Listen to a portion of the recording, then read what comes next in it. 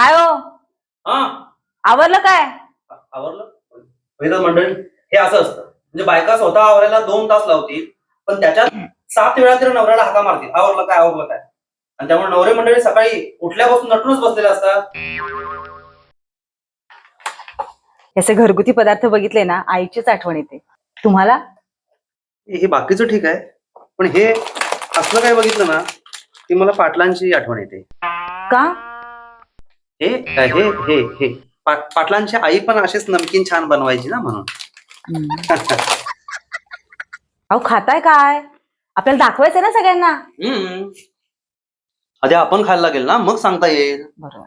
आणि आपल्या सगळ्या रसिकांना माहिती आहे की आपण जे सगळे प्रोडक्ट त्यांच्या समोर आणतोय ते असे तसे असणार नाही. बरोबर अगदी क्वालिटीवाले असणार आणि जेन्युन असणार आहेत. हे सगळे जेन्युन आयटम आहेत.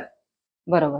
तर मंडळी, हे शिव मल्हारचे होम प्रोडक्ट्स आहेत, ज्यामध्ये बिस्किट्स, वेगवेगळ्या प्रकारचे लाडू, जे नाचणी, गहू, ज्वारी, तांदूळ यांपासून बनवलेले आहेत. आणि यांचे रागी कुकीज आणि मेथी शंकरपाळी तर एकदम फेमस आहे. त्यामुळे इकडे तिकडचं काय खाण्यापेक्षा पौष्टिक खाल्लेलं बरं. बरोबर. आता हेच घ्या, नाचण्याचे बिस्किट्स, आणि याला गोडासाठी यामध्ये गुळ घातलाय, तोही सेंद्रिय, म्हणजे अत्यंत पौष्टिक आहे.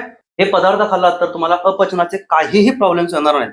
आणि आम्ही ते खाऊन बघतोय 2 दिवस, खरंच उत्तम आहेत सगळे पदार्थ हे. तर आपल्या कोकणात म्हणजे सिंधुदुर्गात कसाल मालवण रोडला कट्टा येथे यांची घरगुती फॅक्टरी आहे आणि तिथे याचा आउटलेट पण आहे.